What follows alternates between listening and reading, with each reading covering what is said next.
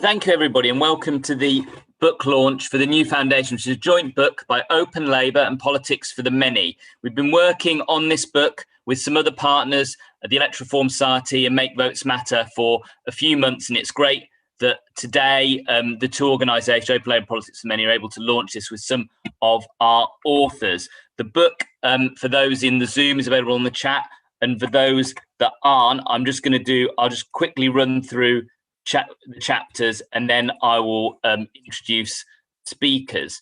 So in terms of the authors that aren't here, we've got chapters on the health of our democracy and democracy of our health by Safia Fardeen, a chapter on environment and democracy by Sandy Martin, the former Member of Parliament for Ipswich, a chapter on land, housing and democracy by Laurie Macfarlane, who's a Scottish lawyer, and a chapter on devolution, the way forward by Declan McLean, who's one of our Scottish Labour members. And then this evening, I'm really pleased, we've got Jess Garland from Electoral Reform Society, who wrote the very first chapter of the book, which is on democratised state, with Willie Sullivan from ERS. We've got Christine Berry, who wrote a chapter about the economic and political democracy. We've got James Meadway, who probably needs no introduction to our audience, the former advisor to John McDonnell when he was Shadow Chancellor, who's obviously wrote a chapter about democratising finance, and Maya Goodfellow, who wrote a chapter about race, immigration, democratic reform. And then finally, Tess Milligan, who is co-chair of Open Labour, who was also co-wrote the introduction to this book. Without any further waiting, I'm going to invite Jess to speak. We're going to have the 5 speakers, then we'll take Q&A. So thanks everybody for coming. We're really excited about this, and over to you, Jess. Thanks, Alex. Can you hear me okay? So the main argument that my colleague Willie Sullivan and I make in our chapter, and it's an argument that's running throughout this collection, is the idea that a political system that is in itself elitist, power hoarding, often unjust, can't be used to deliver a society that's the opposite of all those things. And it's the idea summed up in the Neil Ashton quote at the beginning of the book, where he says, "It's not possible to build democratic socialism by using the institutions of the ancient British state in the way that it's not possible to induce a vulture to give milk." And the point here is that you can't just take the reins of this Westminster beast and use it to deliver the outcomes you want. There's too much stacked against you in the structures. And the powerful lobbying industry, influence exercised through the House of Lords, still a place of inherited privilege, electoral systems that ignore votes.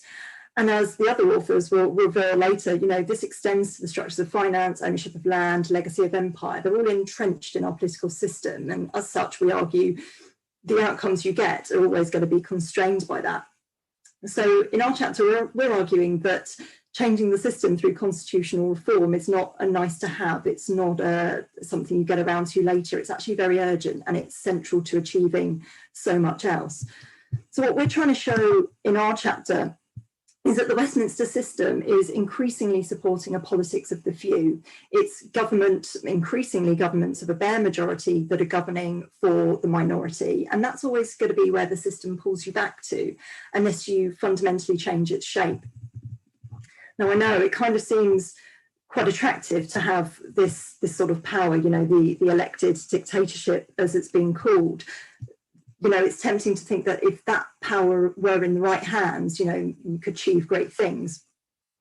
But even if that were the case, and I think the essays in this collection really show quite powerfully that it isn't, history shows us that, any change, even quite transformative change, is going to be short-lived under this system because it creates a policy seesaw. And that means that, the next government comes in and can easily rip apart everything that's gone before. And so once you factor in the vested interests that were always going to be working against you, it makes the goal of creating a more sustainable, brighter and long-term better future really quite hard indeed. I think we've also seen during the pandemic how other political systems have fared, systems that share power, systems that give more authority to regional government. They've all responded better to the crisis, and that's backed up by the research as well. So I think the idea that centralisation is always the most efficient or most effective mode of governing has been sort of completely undone by our experience recently.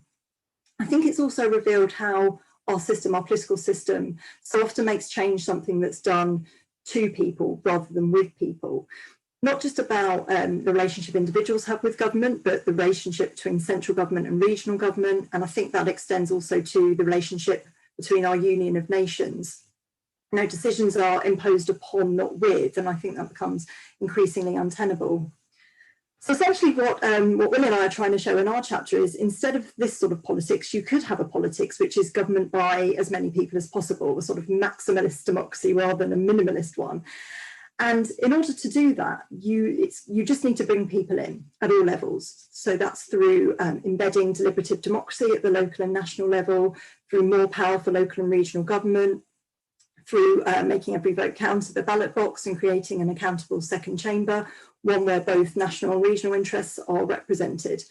So in short, increasing the people power at all levels and thereby reducing the power of those with the deepest pockets, or indeed the smartest tech. And part of why this transformation is so important is that, in democratic terms at least, as I think we've seen how vulnerable a minimal democracy is. You know, we've seen how majoritarian systems can deliver total power to extremists. You just need to look at the states. And we're also seeing how this, you know, we're seeing here that quite dramatic erosion of democracy, disengagement, distrust, sense of powerlessness. I feel like we've got to the stage where quite serious democratic rule breaking is met with a shrug, a sort of, well, what would you expect? And that disinterest, I think, is democracy's biggest threat. So what we're trying to argue here is that people should expect more, they should expect to be involved more, expect to be involved in a more meaningful way. And that if you give people more meaningful involvement, then their democratic muscles grow. And we've seen that in our work on local citizens' assemblies. And that's good for everyone. It's good for society and democracy. But you can't achieve that unless you deal with the problems at the core. And, you know, these ideas are not nice democratic add-ons. You can't achieve them unless you fundamentally shift power from the centre and do politics differently at all levels. And that requires quite a lot of boldness, because essentially you've got to change power at the centre, and that's basically changing the Westminster system. So that's our main argument for our chapter, and I hope you enjoy it. Thanks so much, Jess. Next up, we've got Christine Berry. Christine is a writer and journalist, also contributing editor for Renewal Journal, which is again one of our partner organisations here at Open Labour. So it's great to have Christine with us. Over to you, Christine. Thanks so much, Alex. Can everyone hear me all right? Is my sound okay? Oh, that's kind of suggesting not. Can you hear me? Oh, okay, great. Good. I thought I had a major tech issue there for a minute. Yeah, it's so great to be here. It was 2019 when the Electoral Reform Society first approached me about editing this collection, and quite a lot has changed since then. Sort of feels like another life. But one of the things that I think really hasn't changed, or rather that's only been made more urgent and more apparent by the pandemic, is the absolute necessity of democratic reform. And what I argue in my contribution to the collection is that we can't separate the economic crisis of the pandemic and the public health crisis from the crisis of the British state, and that we can understand them all really in terms of these self-reinforcing concentrations of economic and political power, and that the only way we can respond to that is through a radical extension of democracy, both political and economic democracy. And the image that sort of kept coming back into my mind while I was writing this essay was of the British state as a kind of rotten tree stump, that it hoards power in this very rigid centre, but that centre has been kind of so hollowed out by austerity and privatisation that it's increasingly just incapable of exerting that power effectively.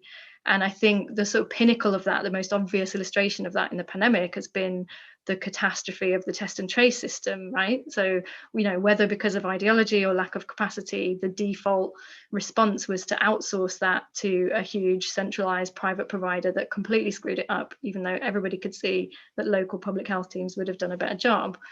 And that was sort of paralleled in the scandal over PPE procurement, and fast lanes for government contacts.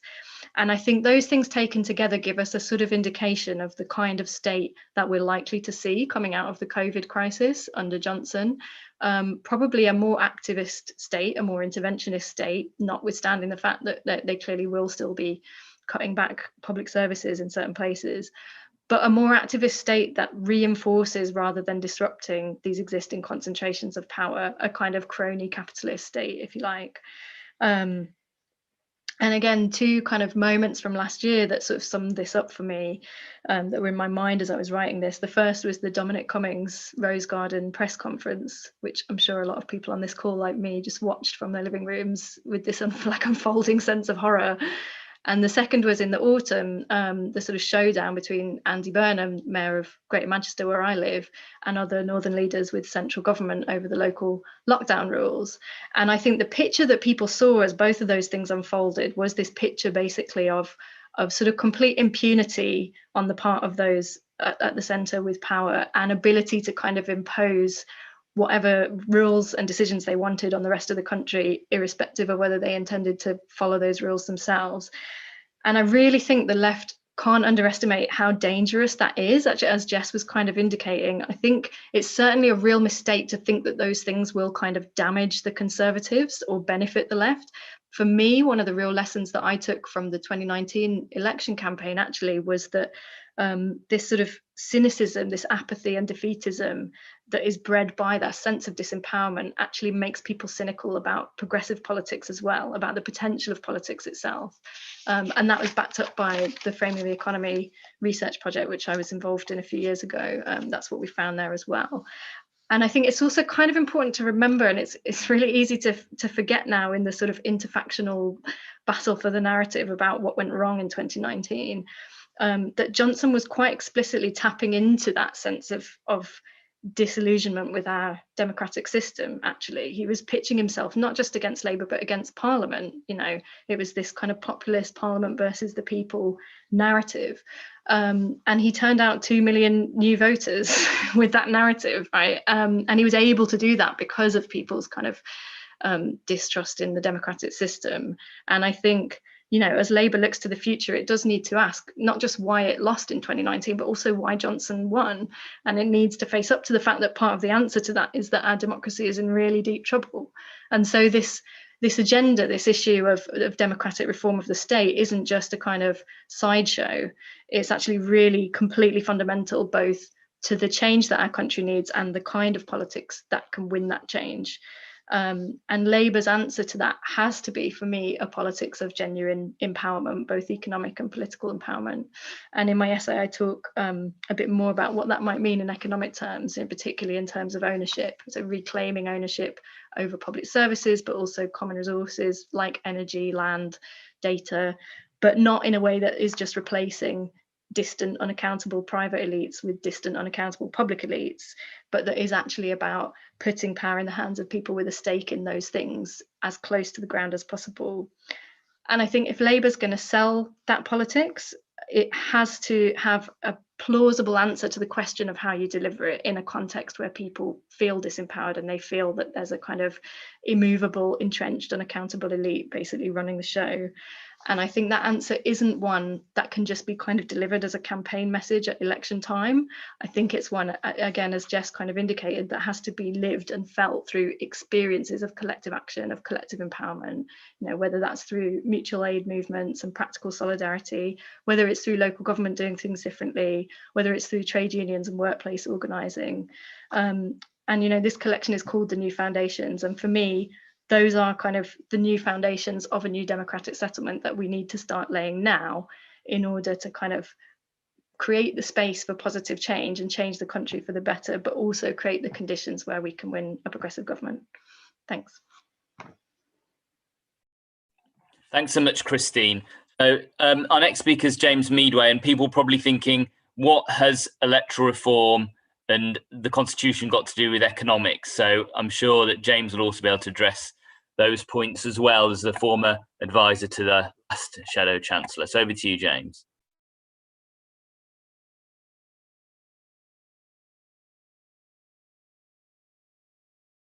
muted now. There we are.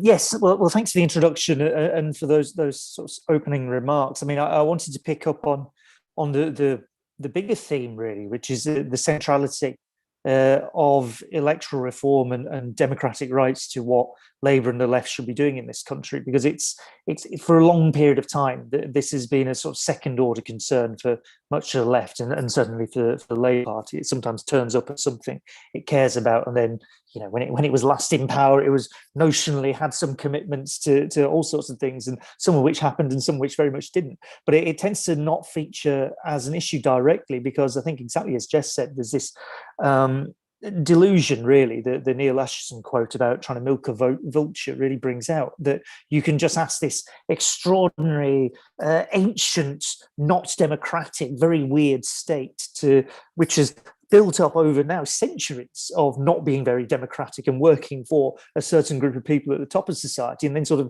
yank it another direction, get it to do loads of really good democratic, radical, transformative things. And the experience of, let's say, the last 70 years or so is that basically this doesn't happen. Either you don't win the election, or if you do win the election, you don't actually make that big shift that's required there. So instead of sort of thinking it's a nice extra somewhere down the line to say, let's have electoral reform, it has to be at the front and centre of what does a strategy for the left look like in Britain and in all the separate parts of Britain. It has to be something that we place right at the top of things that we should be talking about. And I say that also in a crude electoral sense. I mean, people have talked, Christine touched on the election in 2019.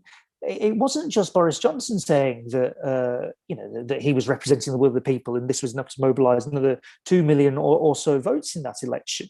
The Brexit Party manifesto, I think, was an extraordinary document. Other than saying we want to get Brexit done and do it really properly, the next thing they talked about was electoral reform, scrapping the House of Lords, and then various other really quite radical constitutional demands. This isn't something that is the right of politics have seen some potential in this. I think it's about time the left start to see that. But if you put it in terms of where does that get us on finance, and how does this deal with the financial system that we now have, which is a different one to what it was, say, certainly pre-crisis. I think mostly pre-2008 crisis. Mostly what we've seen happening since COVID turned up has been, for finance especially, for the economy in general, really, has been a sort of acceleration of things that were already in train. The government gets bigger in lots of different ways. It spends more money, it intervenes more radically than it has done for a long period of time. But that was kind of already happening after and around 2008, the great financial crisis. Banks become far more entangled, not just here, but across the world with what government does. The fact that you have quantitative easing, this extraordinary creation of money by the central bank, by the Bank of England, now up to £875 billion, which has almost gone through in a nod, by the way. It's just sort of a thing that happens, that we've created nearly £1 trillion over the last sort of 10 years or so and pumped it into parts of the financial system. This is an entanglement of parts of the financial system with the state. It's a creation of dependency. It's a creation of a not very well scrutinised form of dependency that just sort of happens, and it happens on a massive scale in the last year or so. And what you see in particular is that you have this very ancient state and some key institutions of it, like the Bank of England, like the Treasury in particular, as the Economics and Finance Ministry here, getting more and more involved with what banks are doing. And that's not just the classic revolving door between senior Treasury staff going off to the banking sector and then senior banking sector people coming over to the Treasury or the Bank of England, and round it goes. And you just see that happening all the time. It's also when the Treasury, as it did in 2008, takes ownership of some of those banks. Historic demand of the left, we're going to nationalise the banks. And this makes absolutely no difference to how those nationalised banks behave, because the people at the top are pretty much the people who've always been at the top, and they're run pretty much as the people at the top who run the banks thinks the bank should be run, which is on a commercial basis. So not by reference to what the economy needs or what a kind of utility focused banking system that was run as a public utility might do for the rest of the economy, but instead something focused on trying to keep the wheels turning, much as they did, but with the state involved. And you see that again in this crisis, from the COVID crisis. You see these sort of interventions that are, it's to quote the great Italian novel, The Leopard, everything must change so everything can stay the same. But you have these enormous interventions by government, which are designed to keep everything basically keeping exactly as it is. There's no fundamental change to the distribution of power here. There's no shift in who's in charge. It's just as great amounts of government power and authority and resources put in to trying to keep things there. And then possibly somewhere down the line it gets unwound. But I think more likely a lot of these things become basically permanent. I don't see quantitative easing being unwound anytime soon. I don't see the banks that were nationalised in 2008 that were still majority nationalised, like RBS, being privatised anytime soon. These things look permanent, not just here, but across Europe, and similar processes happening in North America. So you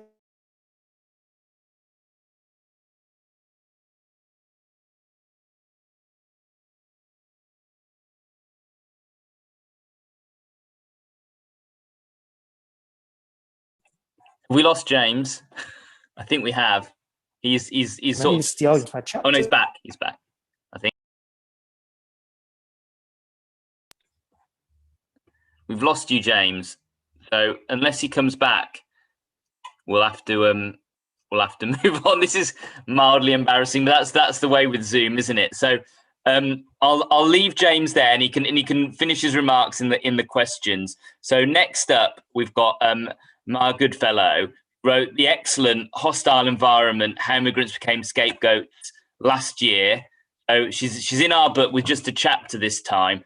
I think that this chapter probably builds upon some of the work she did last year, and hopefully she'll tell us how we can change the conversation about immigrants and about race through further democratization of our society. So over to you, Maya. Hi, everyone, and thanks for that, Alex. It's great to be here with you all. So as Alex has said, my chapter sort of focuses on race and immigration. I'm also an academic based at the University of Sheffield, and I'm sort of concerned at the moment with issues around racial capitalism, and so I sort of touch on some of those themes.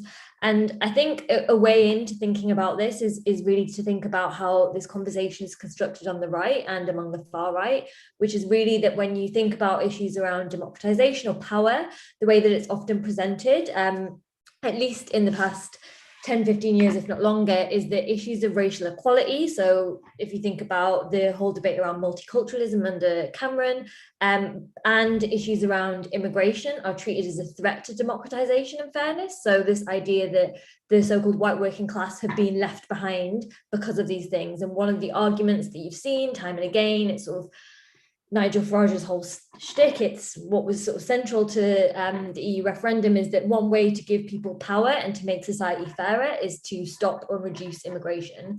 And one of the arguments that I'm trying to make in this chapter, but also more broadly, is that actually these kinds of pernicious arguments need to be taken head on, and actually migrant justice and racial justice, which are intertwined with one another, are really central to changing society for the better. And so when we're talking about power, we should be thinking about the ways that citizenship and national identity are exclusionary and are built upon histories of racialization and histories of empire that we just don't really sufficiently talk about, as the past few weeks have really shown us. And we just don't sufficiently talk about this in the public debate in a way that allows us to change the way that we understand these things. And so for me, part of the issue here is actually how this is being reproduced and accepted by parts of the left as well. So this idea that immigration needs to be controlled, or that there's been too much focus on diversity and that this has alienated certain groups of people. You hear this argument sort of circulate within the Labour Party, I would say, for the past 20 years, but also it has a much longer history, unfortunately. And what happens in this equation, and what happens more generally when this argument isn't being made, is that these issues of systemic racism and the impacts of bordering go overlooked or treated as secondary. But I would argue that it's really no good to say that you're outraged by Windrush, for instance, if you're not going to then recognise how this is a really predictable outcome of the UK's bordering system. And so you can see how this is sidelined. If we're thinking about some of the other themes that people have touched on, economic inequality, you can see that race is often treated as an add-on, as a sort of additional thing to talk about, even though we know from the late great scholar Cedric Robinson that race and racial categorization are not an outcome of capitalism, but are actually central to it. Racial categorization is constitutive of the way that capitalism works. And because we haven't properly centered this, what you end up with is a situation where some of the people who have had the worst outcomes, Black people, people of Pakistani origin, Bangladeshi people, when it comes to COVID, people were surprised by this. People didn't understand this in the public debate. You know, you heard this talked about on major radio stations as if it was a product of biology or some kind of essential difference, when we know that this is a product of the way that our economic system functions. But we also see this with immigration. And I know that this is a sort of a historically and now a subject that the Labour Party, the left more broadly, isn't particularly comfortable with. But what I would argue is, if we're talking about economic inequality, immigration is sort of central to thinking about this, not because, as is often falsely stated, migration undermines wages, but because what we've seen historically and what we see now in particular is a government that is trying to further entrench an immigration system that isn't just concerned with stopping people from coming here. That's what they say, and that's partly what they do. But the other part of the picture is they create and entrench a system that also decides the terms on which people can come into the country. So that is making categories of people who are easily exploitable and easily deportable. And so this idea that that governments and the right only want to stop immigration entirely ignores how they're actually interested in creating more exploitable populations. And so this should really be central to how the left is thinking about power in the UK. And so, as you'll sort of guess, the scale of the problem is quite great. I do not have all of the answers to this, but I think that really when we're thinking about democratic reform, this isn't going to erase or magically fix these issues around racialization in the British state and how this is sort of embedded in how people understand Britain. And so I think one thing that we need to do, one small thing, is to properly teach about Britain's history of empire, which that would really allow us to think about how capitalism, material exploitation are intertwined with Britain's power on the global stage, but are also connected to these categories of race and this ranking that we see, and how this was made systemic. And so I think this would really help us grasp how race is systemic, is not just a product of individual failings. It's not just about that one person in the royal family who said that racist thing. It's about how the institution as a whole is racialized, is embedded in a racialized state. And I think understanding that history wouldn't fix everything in Britain, but it would allow us to at least begin to have a conversation about how Britain didn't develop itself, but actually its development was fueled through global exploitation and extraction, and how that should allow us to understand the contemporary economy too. And the reason why this is important is for many reasons, but not least that this is tied up with how the nation is understood, and this is the terrain that the right are fighting on. And so finally, the other thing that I would say, just before I sort of wrap up, is it's just not sufficient to reproduce anti-immigration arguments or to shy away from the conversation around immigration. And so for me, part of this is about unpicking our bordering system. And for me, the end goal is actually dismantling in its entirety, because you cannot have a non-discriminatory immigration regime. I don't see how that's possible. But in this sort of shorter term, I think you can do things around challenging the racialized nature of the immigration debate, undoing the existing system, so things like incredibly high fees, income requirements, making it easy for people to come and claim asylum here, because for most people you have to be in country to claim asylum. So this whole current debate around so-called illegal immigrants, which is a term we shouldn't use because people can't be illegal, is totally erroneous, because it ignores how you have to be in country for most people to claim asylum, but there are basically no routes to get here. And the left should be talking about how our immigration system is racialized and how it's classed. And, you know, when we're talking about the working class, we need to be recognizing that it's multiracial, it's global, it includes people who happen to not be born in this country. For issues around democratization, power, and economic inequality, we should ask what and who we're talking about. And for me, we must be centering racial and migrant justice instead of treating them as problems or as side issues to be dealt with at a later date. I'll finish there. Thanks, Maya. That was really good. I mean, I'm afraid we seem to be going backwards on the teaching of history of our own country and exploitation of people from around the world and from our own working class in the country as well. And we don't have an honest assessment of that history, and we need to get back there. But hopefully, democratising the state will get us a truthful and honest assessment of our own country. And last but certainly not least, we've got co-chair of Open Labour, Tessa Milligan, who's been absolutely central in getting this book over the line. So it's great to have you speaking here. Over to you, Tess. Thanks, Alex. I wanted to come at this from a generational perspective. Being a young person, it's a cliche, but I'm in Generation Z, and Hope Not Hate did a study, a fear and hope study, which I think revealed some things which are kind of integral to the themes that are highlighted in the book, about that feeling that you don't have a voice in democracy, that feeling of disempowerment. And it threw up some really interesting things. First was that 3/4 of young people think that politicians don't care what young people think. And less than 1/4 of young people think that our generation is well represented in political discussion. And perhaps the most stark statistic that came out of this was that 5%, just 5% of young women say that the political system works well. And if that is the feeling that our political system is creating in the incoming generation, then I think it tells you pretty clearly that it's not working. So this kind of plays very much on the feeling that I think all generations, but particularly the younger generations, feel this lack of control. You know, we grew up in the shadow of the last recession. Not to make anyone feel old, but I was 12 years old when Tory austerity began. So we really have not really known anything else in our teenage and adult lives, although we haven't been on this earth particularly long so far. So we feel very much tossed about by these big forces that are much bigger than us, that our governments are meant to support us through or protect us from happening. And I think, you know, Nancy and I touched on this in the introduction, which is how the right have really exploited this feeling of disempowerment and a lack of control.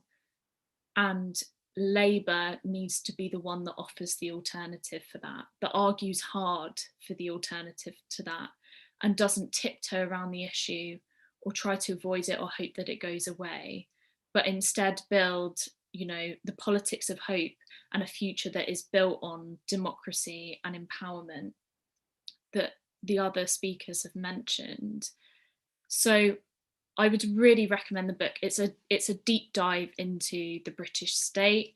It re-examines its role in so many different aspects, and I think particularly as a young person, it's very enlightening. As I said, not having been on this earth this long, getting a much more of a sense of you know, the history of the British state and how it works, and a lot of the ideas, for example, that Maya puts forward in her chapter on the ideas that our democracy was built on. And so ultimately it presents this vision of empowerment. It suggests lots of different ideas for a kind of fundamental reform package. And that vision of empowerment is one that is at the core of the Labour and trade union movement. And so any effort of ours as the Labour Party to renew and rebuild out of the current crisis, out of 10 years of austerity, you know, needs to have fundamental democratic reform at its heart. And that's, you know, that's at the very core of this book. And it's funny because the context of this book launch, you know, at the moment, is that we have a Tory government who is attempting its own kind of electoral reform in the form of voter suppression, essentially. And I don't think we should be afraid to call that out for what it is when they want to introduce things like voter ID. We know, and we've seen it in other countries, we know that bringing in policies like that affect primarily ethnic minorities, younger people, those from the most economically disadvantaged backgrounds, and the people least likely to vote for them, frankly. And so reading this book is particularly stark in the current context that we're in. And we have seen in this past year, and Christine touched on this, you know, the ability for the state to kind of swing towards this kleptocracy, this crisis and culture of cronyism. You know, we've got a government that operates a VIP guest list, essentially, for public contracts, for favours, for honours, that goes completely against how we should think of and value our democracy. And it's really a slap in the face of democracy. And at the moment, I feel they are getting away with it.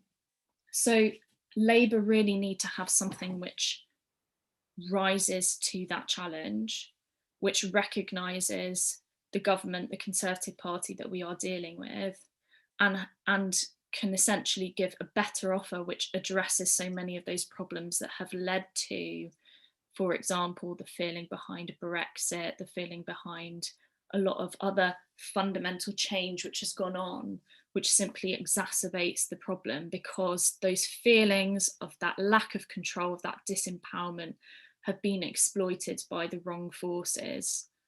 So I think the biggest takeaway that I got from this book was that the agenda suggested, the agenda offered, you know, in re-examining our democracy and the British state, is that this agenda of democratic reform, fundamental change, is completely inseparable from the Labour Party, from our values, from our aspirations to transform this country for the better. And there really is no other way when we look at a future Labour government. How are we going to make this, you know, how are we going to permanently change the face of our democracy into one which values every voice, into one which empowers everybody? It may mean that in our democracy we have to accommodate, you know, and give representation to views we don't agree with, views that we find horrible, that to parties that we would never vote for ourselves. But in the current system, under first past the post, all it leads to, and we've seen this with the Conservative Party, is a major party adopting those unsavoury views and simply carrying them into government with them. So the agenda for democratic reform is completely inseparable from what should be Labour's agenda to transform the country. And that is the biggest takeaway, and I would really recommend reading the different chapters and working your way through it, because it is incredibly enlightening and fundamental to what we're about as a party and as a movement. Thank you. Thanks so much, Tess. That was great. Now we're going over to questions. And actually, the first question was directed at young people. I'm not going to go straight back to Tess to give her a break. So it's from Adam, and I think it's an excellent question. What structural ways can young people be empowered? So he gives some examples: youth citizen assemblies, much younger voting age. Obviously, Labour supports vote 16. So maybe we'll go over to Jess at ERS, the brains behind electoral reform, to see what her views are. Yeah, I mean, great suggestions. Votes at 16, absolutely. And this is good for a whole load of reasons. But if you weren't convinced, you know, this is about getting people engaged in politics when they're easy to get hold of. And one of the issues which Tess mentioned about voter ID, this is all linked to how, you know, how many people aren't registered, how many people just aren't on the system, do people get part of the democratic process. And one of the beneficial side effects of Vote 16 is that you can get younger people involved at a younger age, and that kind of creates a positive reinforcing pattern. So it's a long game, but it's good for democracy, you know, in the long term. So that's one way. But I love the idea of a youth citizens assembly, but I think actually what we should be doing is having citizens assembly which involve young people just as part of the main conversation, you know, because I don't think young people should be treated as political apprentices any more than not part of the main core of society. So I think, you know, when I talk about expanding democracy at all levels, that definitely involves all ages too.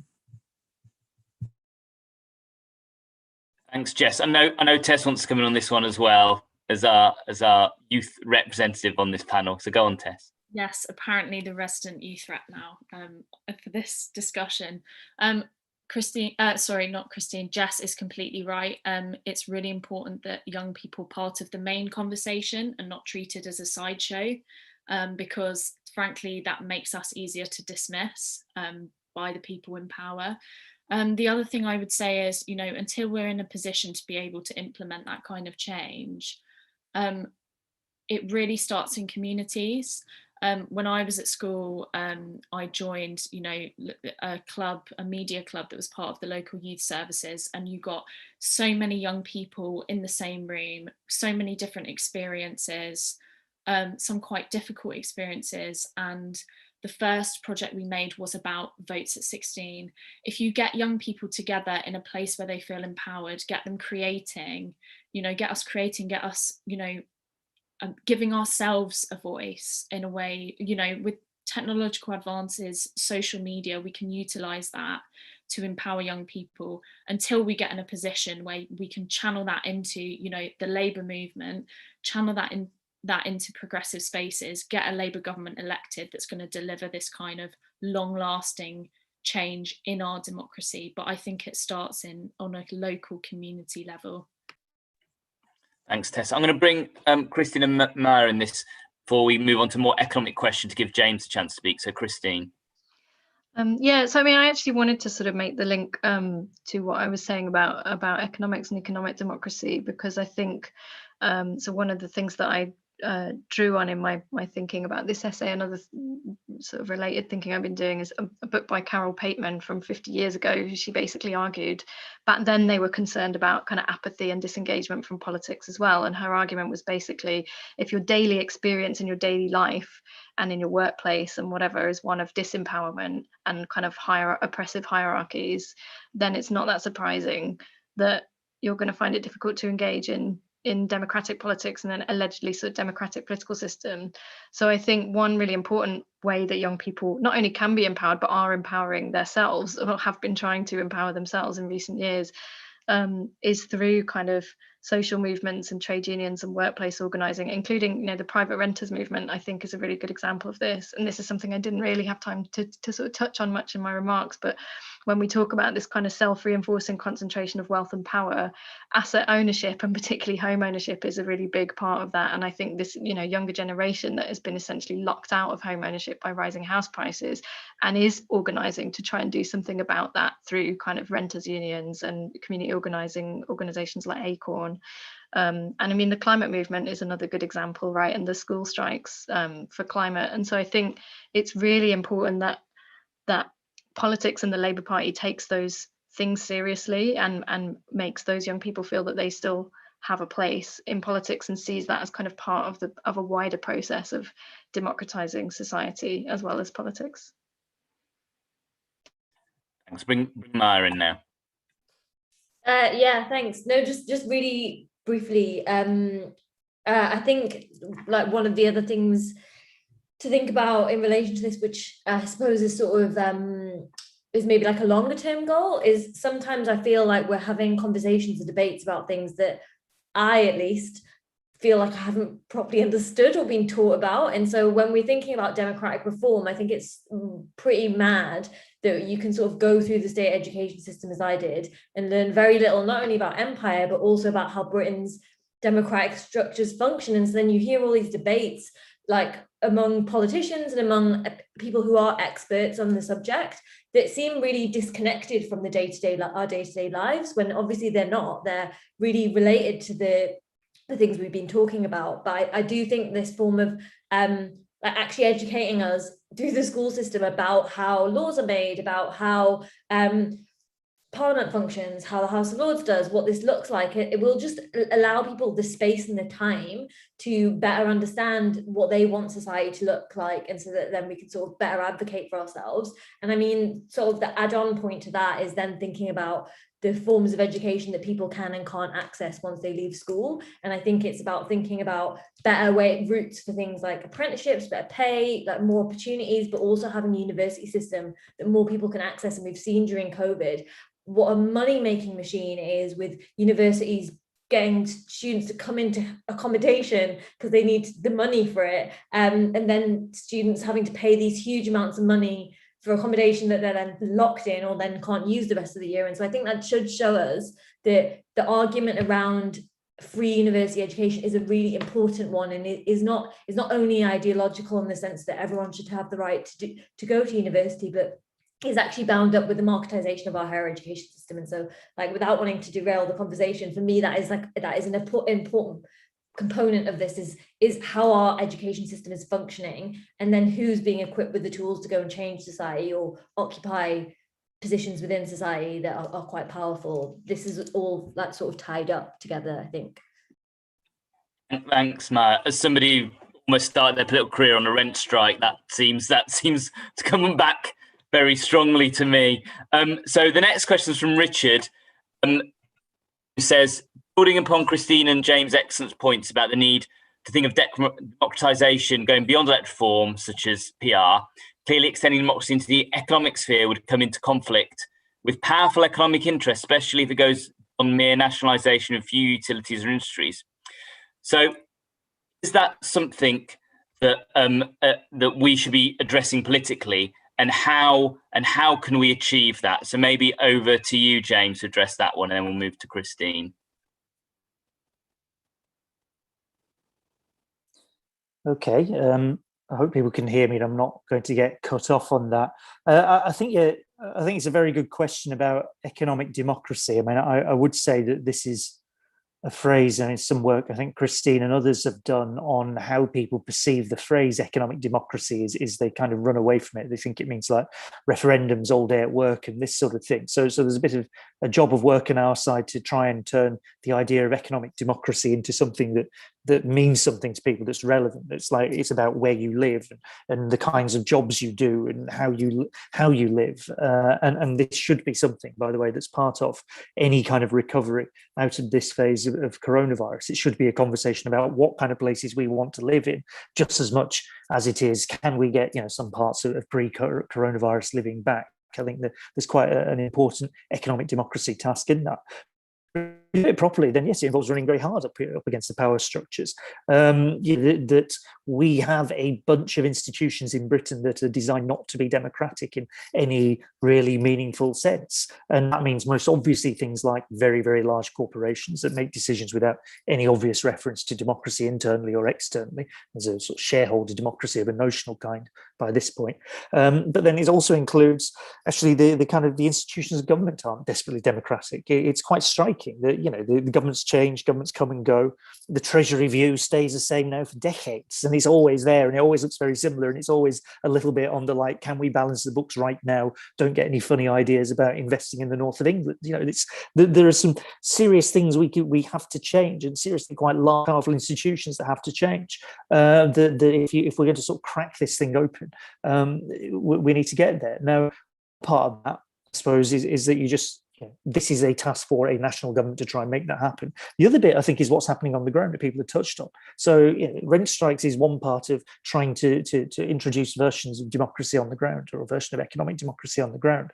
I also think what various local councils, local authorities, some of the metro mayors are doing around the country in attempting to carve out a kind of different path for development and involve people more obviously in what recovery plans from the coronavirus pandemic look like.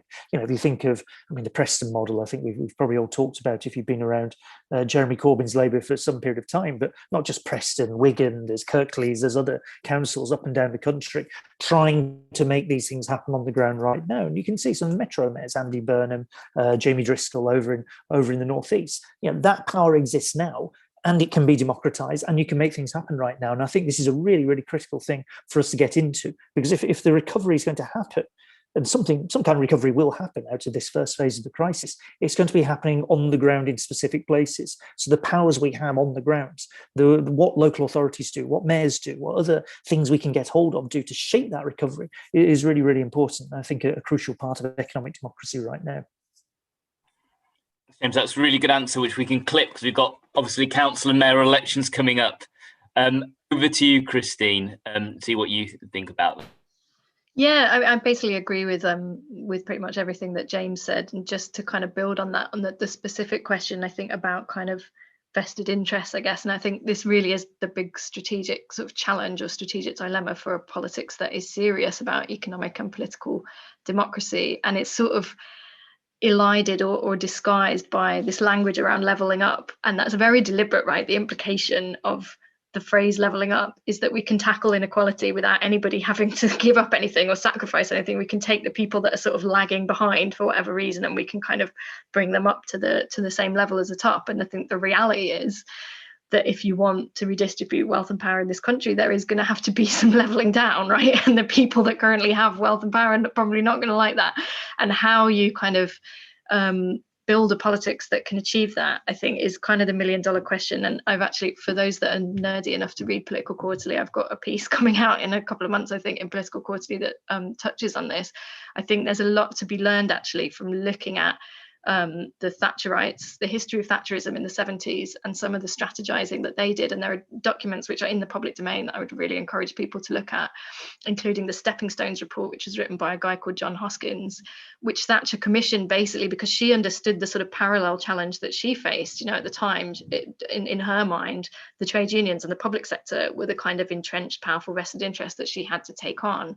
And this report, the Stepping Stones report, it basically said, you know, to compete with Labour in trying to secure peaceful coexistence, as it called it, with these established forces can only ensure continued economic decline. And he said, there is nothing to be gained except just possibly office without authority by such an apparently low risk approach.